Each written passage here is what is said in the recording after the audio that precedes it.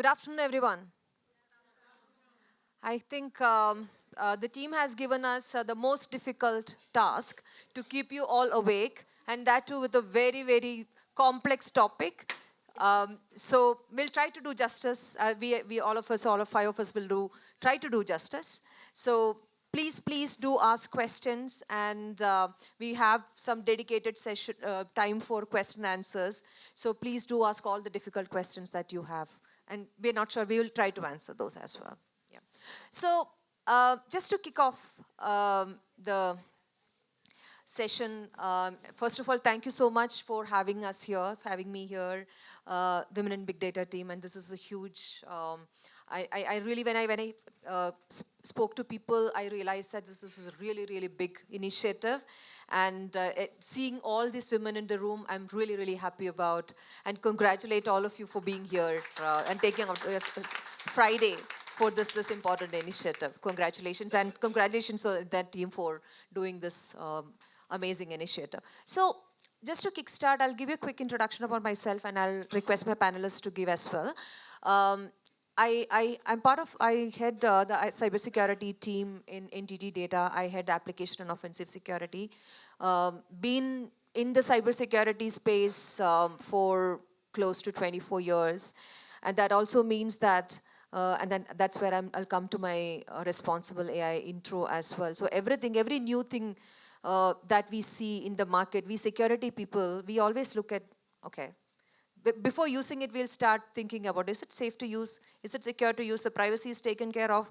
Just including the example of the new, how many of you have tried the new Gemini Sari thing? I'm sure all, come on, I'm sure most of you have tried.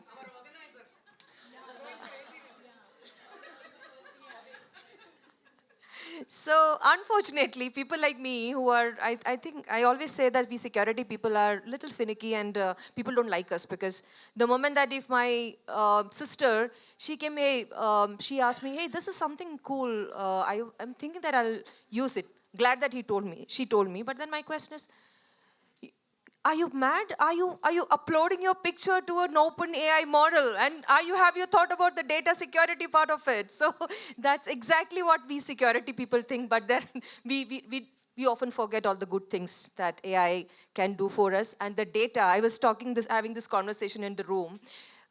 We all grew up in the age where we started talking about data is the new oil, right? And then we as security people, we know that without data, we won't be able to do anything. But still, we used to think that, okay, data is oil, but if the oil spills, then that gets fire. That was our mentality. But we do understand, and the reason that I'm looking forward to this panel, all of the amazing ladies in this group, they have played with data all through their lives, literally all through their lives, and they're going to share their insights on where they travel from the data analytics to the AI stage today, and the amazing work they have done. So just to, and we have some discussions that off the stage as well, which was very, very insightful personally to me. So just to start with you, Pallavi, I know the title was also, we were looking at industry use cases specifically on how AI, bias, fairness, transparency, all of this is being looked at, right? And so how do you think the industries define, operationalize, responsible AI for that matter? Do you see there are different nuances to different industries, or are they the same? What is your point of view on that? Yeah, hi everybody, this is Pallavi Bhaumik. I've spent close to 2 decades in the industry. I sit on the cusp of business and AI. So there's a part of me that says, let us be creative, let us take some risks, let us enjoy even the new models which Gemini comes up with. And then there's a part of me which also guards saying be responsible about it. So I'll try to paint both the picture in here. Now, as far as nuances of responsible AI from industry perspective, there are certain principles which are common to everybody. For example, are we thinking of sustainability while making our choices of models? Because the compute is, has a price, right, on our environment and everything. So irrespective irrespective of which industry you come from, sustainability is important for everybody. Similarly, a bit of lack of bias or fairness applies to everybody, because what is the kind of AI which is not fair? So irrespective of where you come from, that applies. But when we start peeling the layer a little bit, and let me talk a little bit about safety. So I come from a consumer goods industry, and which is where both our brand safety as well as our consumer safety is paramount. So anything that we do with AI, we generate a new recipe using AI for a food and beverage industry.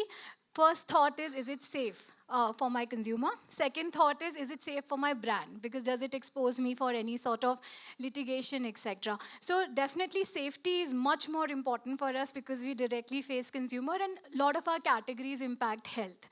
But if I look at some of our other industries like financial services, I think explainability is very important here. AI denied your loan, right? Like, so you need to explain why it was denied, etc. So auditability, explainability features of responsible AI are more important there. And then if I look at another sister industry like pharma or life sciences, I think compliance is of ultimate importance there, because of the FDA angle and patient outcomes. And by design, it's a sensitive industry. So certain things are common across the board. Certain things have industry-specific nuances, and as professionals, we decode them as we go forward. That's my view on it. Thank you, Pallavi. Very interesting view, and it just reminded me of the AI bots these days rejecting every refund request that we may have from a cab ride. So that reminded me of that, and it doesn't explain. So that's important. So coming to you, Puneet, what is your thought? Have you seen, because you've worked in across the industries in the past and seen the data nuance of each of these industries, what is your view on the responsible AI from the explainability and transparency aspect? No, thank you. It's just great to be here. Puneet, I'll just quickly introduce myself. I run GTM Analytics for ServiceNow. When I think of responsible AI, firstly, I think it's everyone's responsibility, right? Just interacting with the amount of, applications out there, the sources we have. I think just stepping back and asking yourself, what should I put out there? Is it okay to put out there is really, really critical. Like, especially in my world, I deal with a lot of sales numbers, sales and, financial numbers, and, it's where the company is going and what the targets are and are we meeting it, which is our big deal. And, just sometimes when you want to package things well, you'd use AI and you'd say, okay, I want to package this well and I want to share it out well and I want to use it for my decks, but you need to be really mindful of how much you're going to put out there as well. So I think I personally look at it as, yes, we've got a security team that's always making sure you've got, legal clearance and security clearance and all of that, but I think you step back for a second, and I think it's really everyone's responsibility. So that's honestly my view, in addition to what Pallavi said. Amazing view. And I really, can relate to the point that when we are in a very strict deal pursuit and the RFP needs to be submitted, and then we have just few hours and everything comes at the last moment, right? So then we tend to use what is available easily to us. In this case, all the AI tools that we have in the organization. So the responsibility aspect really, really makes sense on those, 24th hour kind of situations. I can relate to that. I'll come to you, Rimjim. The medical pharmaceutical aspect and the neuro aspect. I think that's where I remember this is one of the first areas where when I was part of IPM, Watson came into picture. And then those days, I don't think we ever thought about the responsible transparency and all of those aspects back then. Do you see, what are your views on that specific space when we are dealing with the real human data, and which is very sensitive? What is your view on how do you see those? Absolutely. So, as Pallavi was already saying, that medical and You want to related domains. do a quick introduction? Sure. So what we do is Google map of the brain. It is like traffic map. It is not just the structural details of the brain, but we also give what are the functions of the brain, which are very important, so that it can be utilized by doctors for doing various treatment. Right now, our toolbox is being used in across 50 hospitals as paid contract and another 100 hospitals where we are doing the pilots. So this is very critical when it comes to take a decision. Neurosurgeons are using it to make sure that the surgeries are more precise and people are not losing out on the functions before uh, after the surgeries, and rehabilitation is also better. So rehabilitation, neurosurgeries and psychiatry are the three major parts where we are looking into, and many hospitals are working with us right now. Given that this is such a critical domain, there are multiple reasons why we need to be very responsible. And there are two parts of responsible AI. One, it comes from the perspective of compliance itself. So ISO 13485 software as a medical device, there are so many compliances that we need to fulfill. Other than that, even team needs to feel that they are responsible enough to make sure that what they are doing is ethically correct, morally correct, and also when they are looking into the accuracies and responsibilities that ML should be having, that also should be thought process change. Generally, if you are giving something using Gemini and you are generating an information and giving it to patient or doctor who might use it for any of their clinical purposes, is a huge difference. It can be life threatening to people if they are even a bit wrong. That is where it comes to cultivate a culture which is responsible enough within the team, and that is where we take a huge leap ahead. Even the engineers in our team, they are sent on the field, and they would have been seen many neurosurgeries where they have uploaded their result and doctors are asking them, okay, now tell me how I can use your results. So many of our engineers have also gone to the field, product people, designers have gone to the field and seen this application firsthand so that they understand and feel responsible. We also make sure that they get enough opportunity to do it. So that's how we try to maintain it. And also a lot of explainability part comes into picture, which we might take in the further questions. Yeah, we'll talk about those in a bit. And I think we are also going to talk about a bit on the federated learning, differential privacy aspect when it comes to the private AI aspects that we... Coming to you, Anna, I know you deal with a lot of industries, very different set of data sets. So what is your view on that, if at all you think, is it same for everyone, or there are any nuances, any differences that you see in your experience? And do a quick introduction as well. Absolutely. Hi, everyone. My name is Anna Thomas. I'm the co-founder and chief analytics officer at Amplify Analytics, which is a young 8-year-old company. And I have about 20 plus years of experience in analytics and data science before that. So we've seen the trajectory of, the movement of having literally very, very slim data to this sort of insane amount of data where people almost, there's so many things that are just buzzwords almost. Yeah, and I think what I really enjoy about my role is also this ability to look a bit cross industry, right? Because as an analytics agency, so to speak, we are sort of exposed to B2B, B2C, manufacturing, healthcare. What I find is some industries are organically more, what shall we say, more responsible, because they are organically more like a healthcare industry would automatically be a bit more conscious, right? There are a lot of people like, and I'm not, it's not specific brands, but there is almost less pressure on you to be responsible.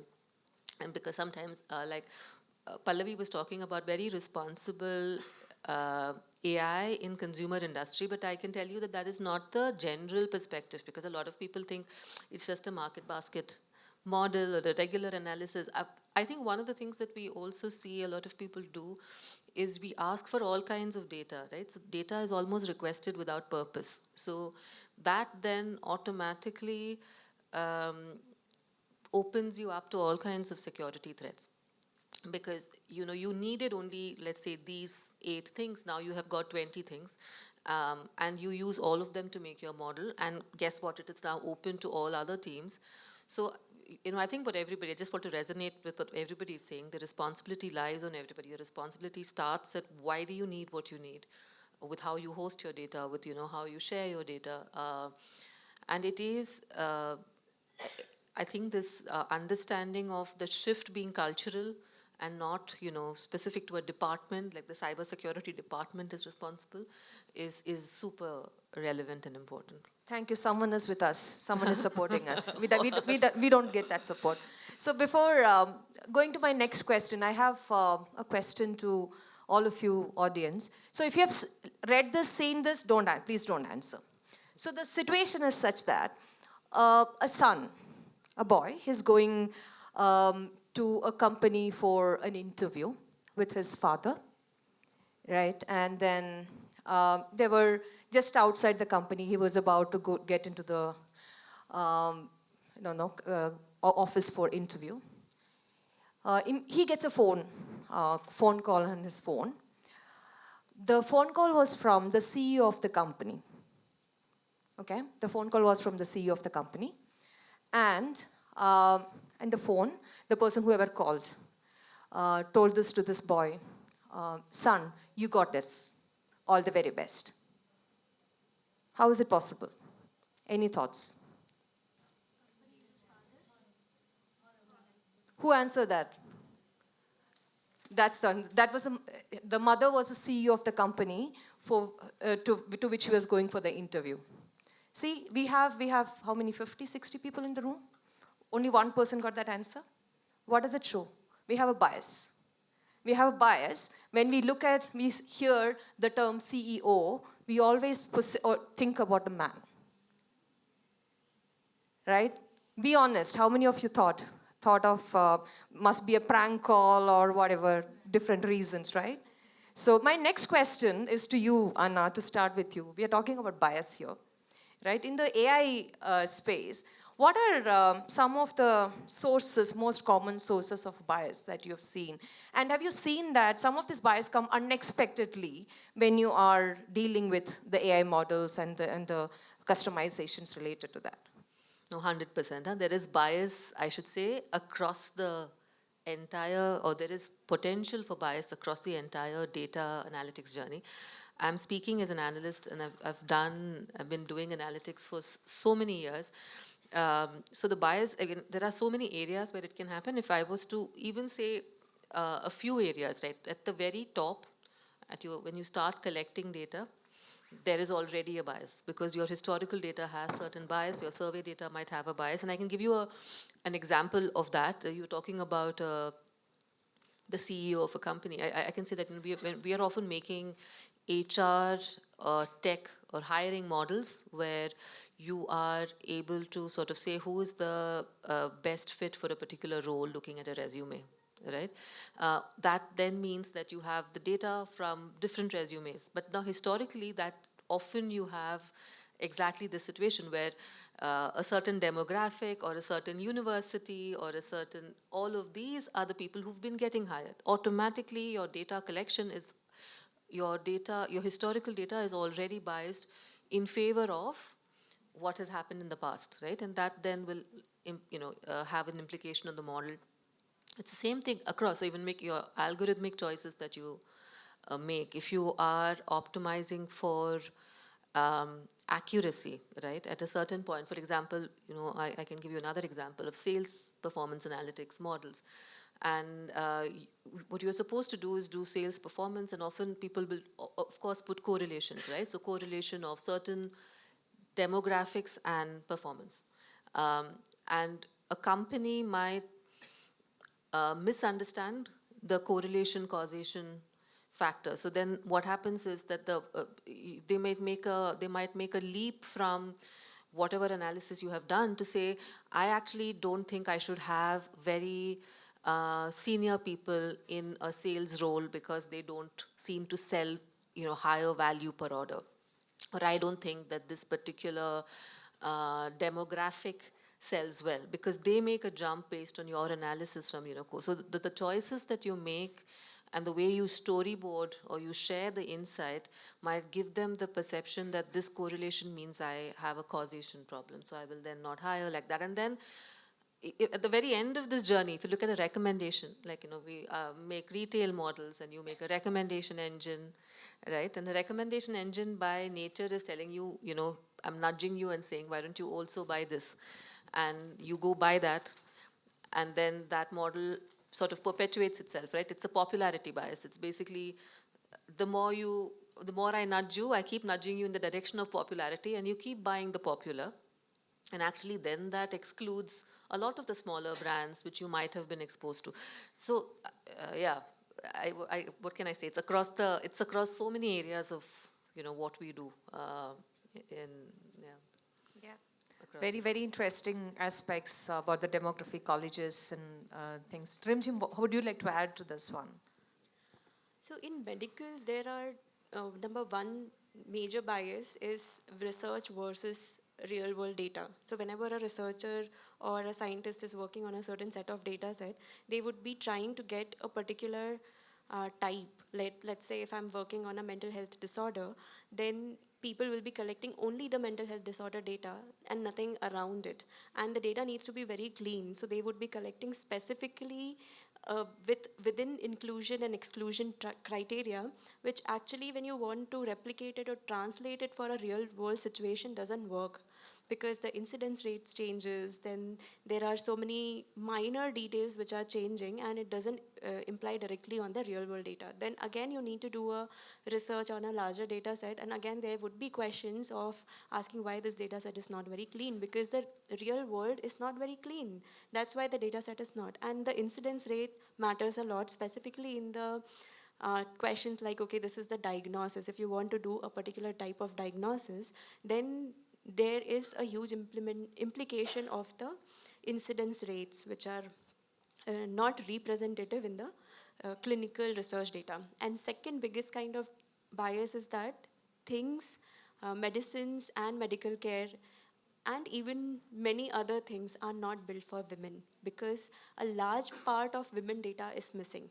So if you see the seat belts of even a Skoda car is not built for women, it would be strangling you, because it is not built for women. And same is happening in the medical data. For years altogether, it was not collected for simple reason of logistic problems, or because women go through a different hormonal cycle which doesn't represent a general population, which is not true. So later there were huge discussions on it, and it became compulsory to add women data, but still they do give certain kind of reasons behind why they are not including and get away with it.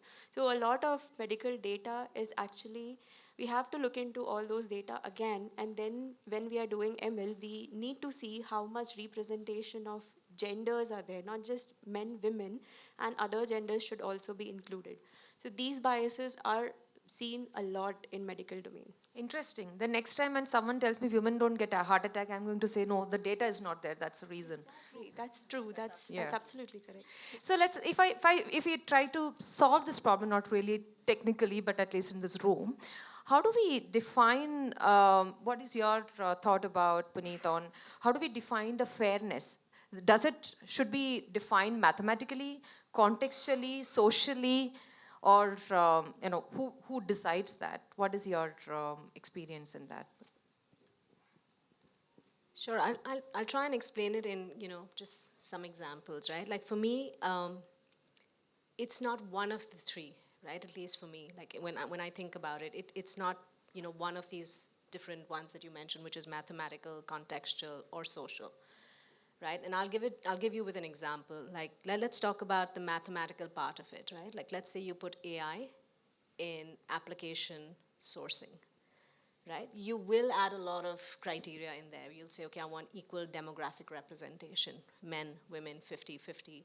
And then the qualifier says equal representation, men, women, 80% of that should be men, 80% that should be women. And then you probably go a little step further and say, okay, the error rates also need to be equal, right? So you're mathematically driving, a direction in which you want to go. But let's switch slightly and say, okay, now I put contextual applicability into play, right? In healthcare, I'd imagine, and you can correct me, Rimjim, but in my head, a false negative is more important, but in hiring, a false positive, I think, could be more important. So contextually, contextual information, like domain knowledge is really critical, right? Like what domain are you solving for? So you're looking at it mathematically to give you a rigor, to give you a rhythm of what you want to do. But contextual is also really, really critical, right? And what are you trying to solve for? Which industry you're trying to solve for, the domain. And I think the third one you brought was social. And if I think about it as a university student who's going out there, should I just look at marks and say, yes, 90% cutoff rate? Or should I look at saying, hey, I have to have representation from different, tier 2 cities, tier 3 cities. What should I be doing socially? So what is it that I have to look at it from what's legit to do here? Right? So when I think about it, I think, what comes to my mind is actually a Venn diagram, right? You have to like draw out these three. You've got to map them out and see what really makes sense. And I think the second part of your question was who gets to decide it. I don't think it's one person again sitting on the board and saying, okay, let's do this. So I think it's, it's a collective body of people who are able to, like, there's security, there are people, there are data scientists, there are business stakeholders. I think you have to collectively come together to kind of just see what really makes sense for the answer you're trying to solve for, the question you're trying to answer, really. So that's my opinion, so I hope that made sense. Any one of you would like to add your perspectives?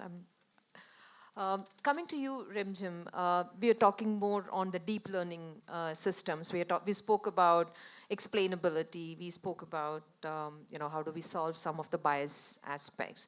So, according to you, how do you ensure transparency? That's also important to me in deep learning system where most of them are black box systems, right? So how do you ensure transparency in such systems? It depends on the use case and also what is the application. So it's not like in medical you cannot use deep learning models. It is about how you are utilizing it and how you are explaining it. So if it is very black and white system where, I'll give you one example. So when we are doing any brain analysis, we need to remove the skull region of the brain, which is the bone above the major tissues, and that interferes with all other analysis. So we need to remove the bone, which is a very simple model that you can put a deep learning model, and it would be quite a robust model that you are doing. And it is, once the results come out and you can see, okay, these are the accuracies and these are going to be good, these are going to be bad, and even no clinician will come and say that this is wrong if you are giving them correct results, and it is visually seen. So the explainability doesn't need to be at how the black box is working over there. It could be just the end result, if it is correct or not, can be easily seen. So that is one way.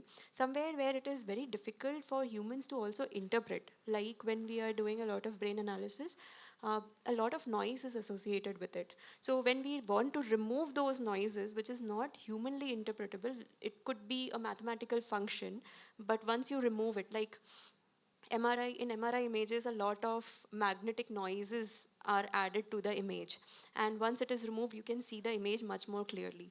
So if you remove it using a machine learning model, which is neural network, it is fine, because then you can see more clearer image. It is again black and white kind of situation. But when you have to do a diagnosis, like we were also talking about any of the Gen AI model rejecting your claim, likewise saying that this person is having a particular diagnosis of a very fatal disorder, you need to give explanation. It cannot be just like that. So you need to create models which will maybe give the features. Initially we did something similar. We started taking out the features which are taking those decisions, and those features were further explained. But you majorly need not particularly put ML neural network kind of models on top of it. It could be any other thing that you put. And mostly we have seen that black and white models, neural network kind of models, doesn't work very good in such use cases. Rather, ensemble model or traditional ML model works better. So it doesn't particularly need to be overfitting the model also. Yeah, I like the point about overfitting the model, because when everyone is talking about Gen AI and this in some specific cases where you don't really need to go that far. We have better results right here with the basic models, right? So that's interesting one, Rimjim. And clinician ask any question. Like we have a very complex system. there are so many different models. It is like for noise reduction, there are like 25 steps in one modality, 25 steps in another modality. But they can ask any question and you would need to probably answer those in a layman's way because they don't understand the technology. So it is always required to be explainable. Yeah. So coming to, now we spoke about a lot of design or, so I'm coming to you more from a deployment aspect. Pallavi, from the fairness metrics standpoint, have you come across any specific use cases that influence the deployment of AI models and that kind of impacted how you deployed those models in general? Yeah, I mean, fairness is a very broad term. I think what I would like to address is fair to everybody in business, including the actual business teams, not just fair in the lab or to the data scientist. I'll just take a practical example. We helped one of our clients make a computer vision model through which once their beauty products were on the line, they could identify even when the product is online, just before it is getting into a case, that is it defective. So there was a model to do that, and then pretty high accuracy. It could predict that like this pack is defective and it should be removed instead of getting into a case, reaching a customer, and then becoming a dissatisfaction. Interestingly, what happened is as the world is moving sustainable, etc., somebody in the brand team changed the packaging from a gloss package to a matte package without the layer of plastic film that you have on top in glossy beauty products on top.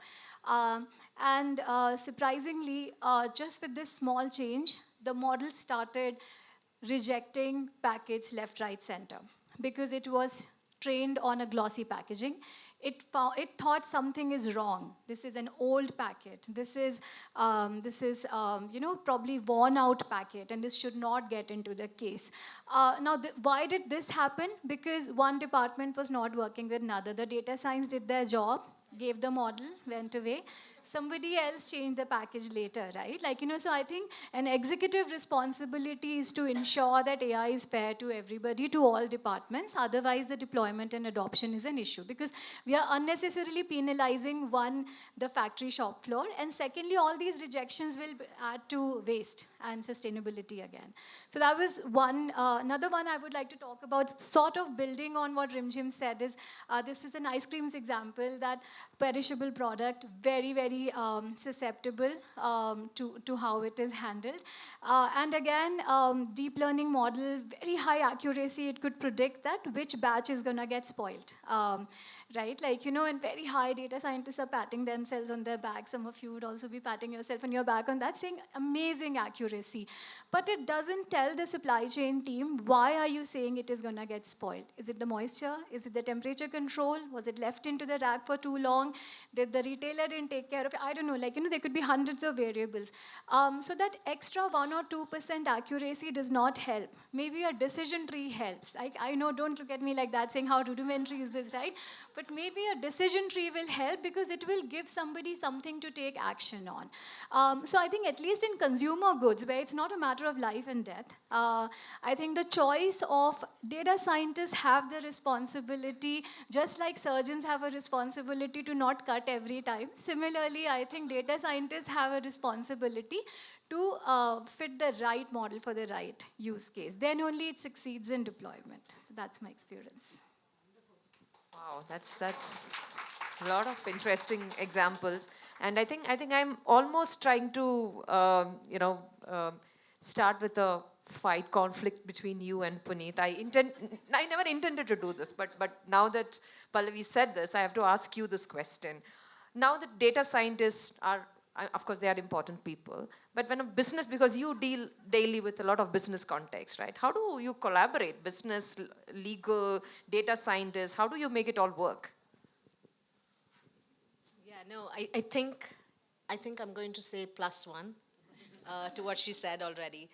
There is just no way to work in silos, right? I mean, I think the example she provided on the cosmetic chain, right, where it got rejected.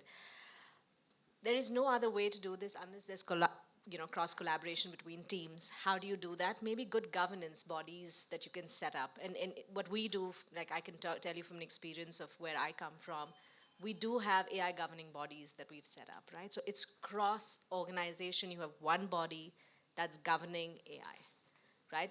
What does it really do? I think avoid situations like she said, right? Where you're rejecting something you shouldn't reject. You're avoiding duplication as well, right? Like not everyone's building the same model, doing the same thing, and then everyone's saying, okay, mine is better than yours, right? So I think it's just avoiding all of that duplication work. So I think governing bodies, and I tap into what you said, Rimjim, is explainability, and I think you brought, I said that as well with the ice cream example.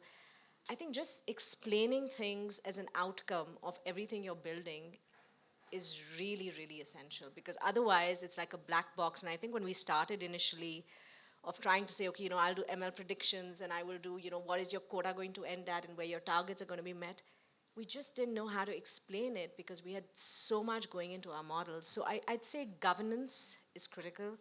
I'd say explainability is critical to be, and it can't be an afterthought, right? I mean, it needs to be pre-deployment, pre-thought, and collaborative. That's what I'd say. Great. And glad that I think we have a convergence in the room as well. So coming to you, Anna, just to I think and this is where I wanted to kind of summarize our discussions. So when organizations prepare for the convergence to a responsible AI and privacy-preserving computation, how can organizations prepare? What kind of skills are required? What technologies are essential? To summarize all that what we have said based on your experience, what do you say? What are some of the essentials required to make it happen?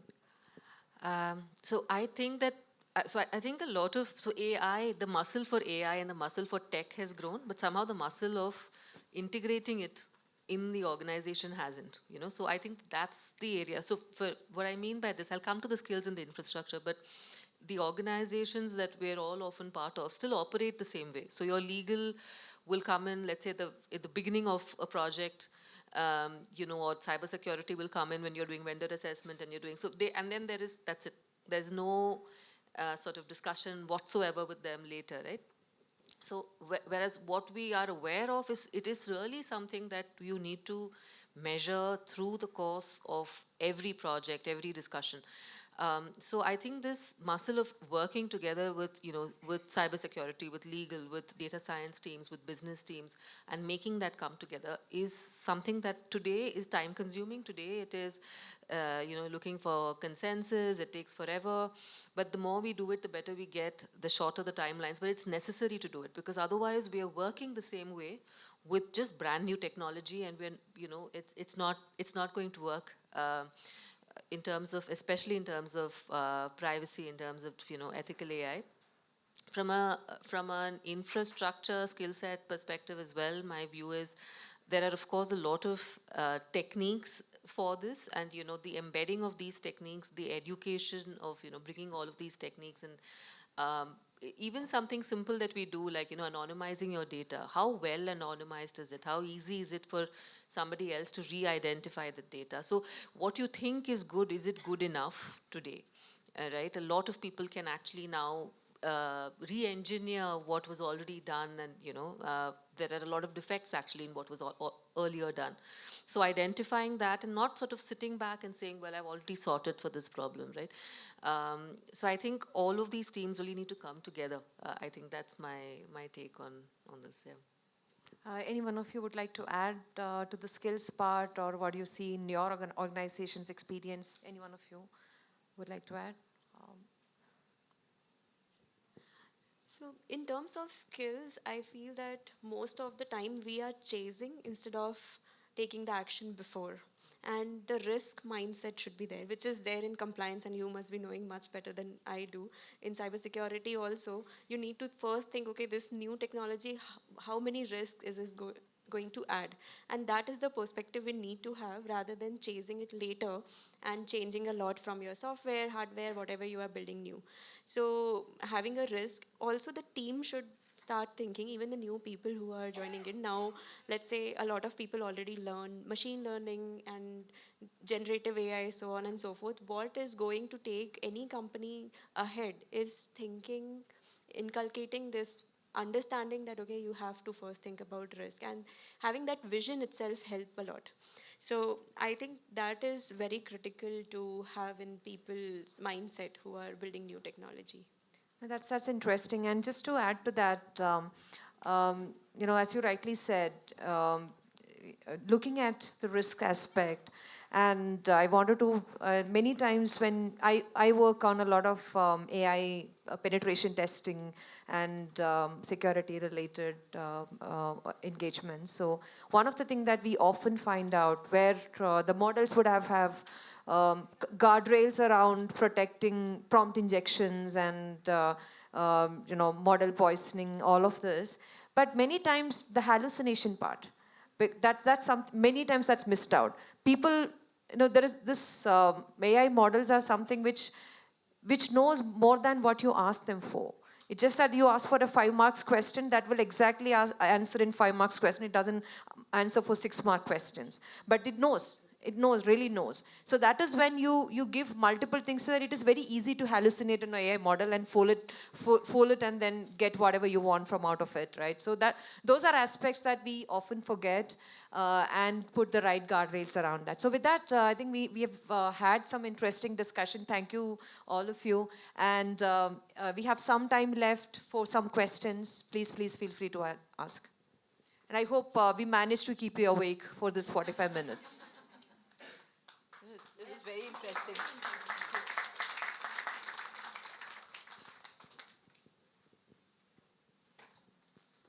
Don't make it difficult. All right, I'll try my best. So, hello, panel members and everyone present here. My name is Dishti, and my question to you is, to the panel members here, that how can we improve our teams of tomorrow to be responsible with AI? The context being that the teams of yesterday and today who have seen the pre-chat GPT or the AI era are the ones who have better conceptual knowledge to be able to reason when the results come out of chat GPT and identify when there is a biased or a bad result. But the youth today who would be forming the teams of tomorrow are already too much dependent on AI projects that what happens is that they just question everything with AI, and whatever result comes out of them, they believe it wholeheartedly and apply it. So what skills would the team of tomorrow or the building blocks of tomorrow would be needing, and how can this awareness be instilled in them? That is really scary. I take a stab. I'll take a stab at what you asked. I think it's a great question. Honestly, I think I have to say I don't know the answer. I can tell you that, you're right. You're absolutely right. The way that it is consumed today is with lack of evidence, right? There is a lot of, I have asked the question that has given me the answer. It must know. It's a bit how somebody who doesn't use Google and then, has just started using Google, you ask it and you think that everything that the search result throws out is just, the absolute truth. I think it can only come down to education, right? It can only come to evidence-based education. I think you need to almost, I think especially, and it's a great thing, I think the youth of today need evidence. They're not going to buy into whatever you say just because you say it and you got whatever experience you have. There really needs to be a lot of evidence shown, and there is enough evidence, right, of a lot of these things being incorrect. But that education is so important because even, I don't know if anyone has tried this, even politically, etc. When you ask a question, it's going to give you results and different results if you keep asking or if you keep diving into it, right? But I think that's the right way, and that's the only way, and that's the way that we have to almost just force feed to people, because otherwise this erupts into where we believe everything that a machine is throwing out without really questioning and challenging, which is really the skill that a human brings, right? Yeah. And to be able to use that. Yeah. It's a great question. Beautiful. I'll just add a little bit of context to that. Firstly, for bigger enterprises like mine, there are enough checks and balances. Our analyst will not get through with a ChatGPT answer for any commercial work. So I think, and it took a lot of sweat and blood. I mean, it could sound like a buzz killer, but we have a lot of guardrails that we have to go through before any AI-generated content is used for anything commercial. So for big enterprises, they have the muscle. Small enterprises will have to make a lot more effort to do that, but that's happening. So that's a given. So it's not going to happen that all these hallucinated, out of context outputs are going to be put in production somewhere. Then otherwise, the organization is immature. But at the same time, there has to be a bit of tolerance to do that. For example, if some of you who are exposed to agentic AI, any agentic AI work starts with process mapping. You need to have very detailed process map till L4, L5 levels to be able to reimagine how the agent will change this process. And trust me, even my ex-employer, which is a best-in-class FMCG, nobody has pristine L5 processes. Nobody. I challenge you, nobody in the industry has pristine L5 processes. So when you initiate some of these projects, that's where you take help of AI to plug in the gaps. And that's acceptable with a senior SME eyeballing through it. So we do take a little bit of risk, but it will go through eyeballing exercise. So I will summarize by saying design system for the capability of the person who's using it. When you know you have a lot of young population and eager population, put the guardrails in place. When you know you can take risk, put a deep SME in place as the human in the loop to solve for it. And I think there is science behind it. I mean, I do responsible AI as a +1. It's not my day job, right? Like, you know, but more and more I'm trying to understand it because someday it's going to become my day job. So that's how I'm approaching the subject.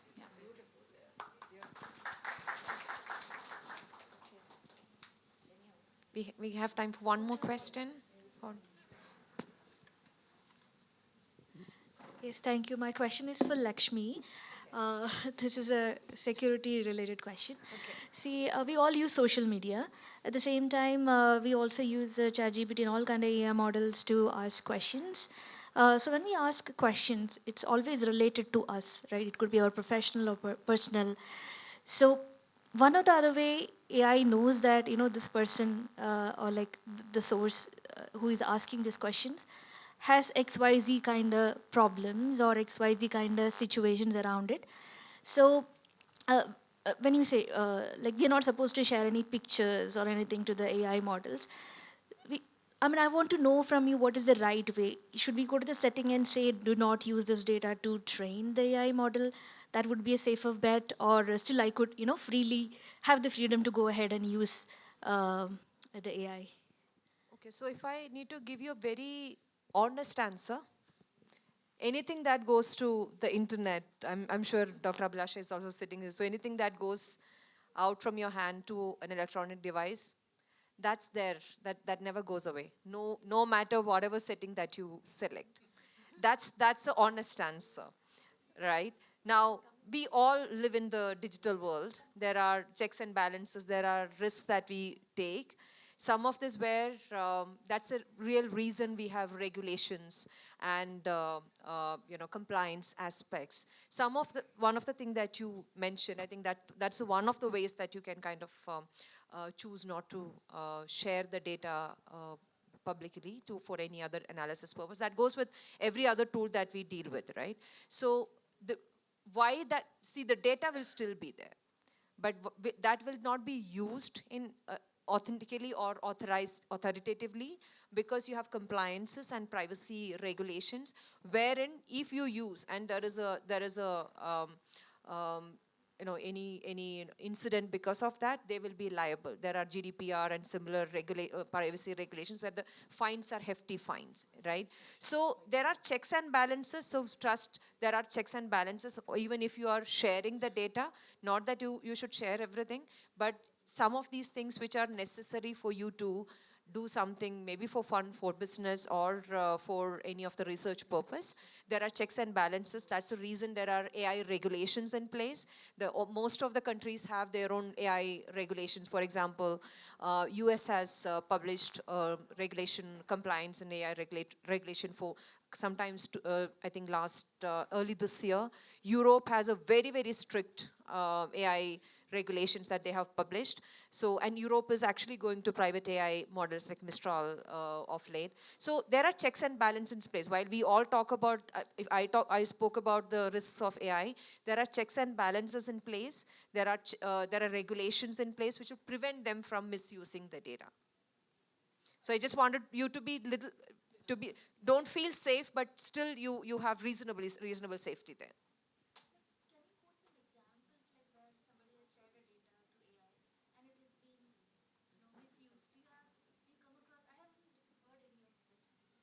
Okay, just do a Google search about the latest ones. You will get plenty of them. So, yeah.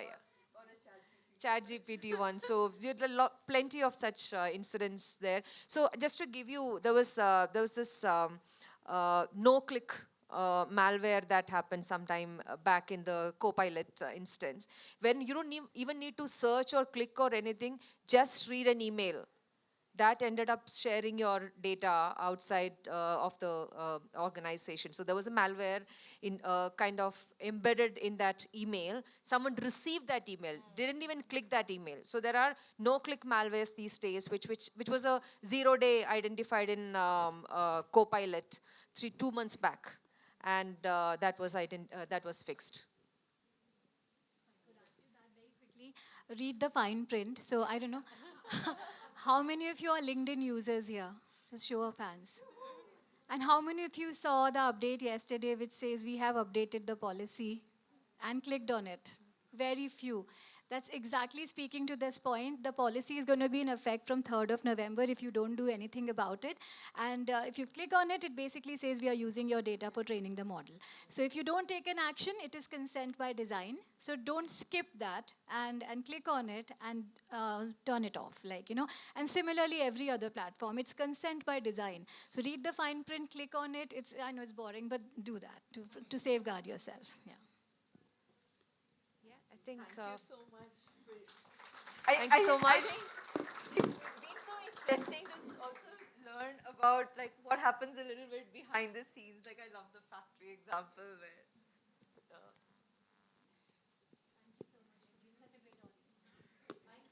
Thank you. I want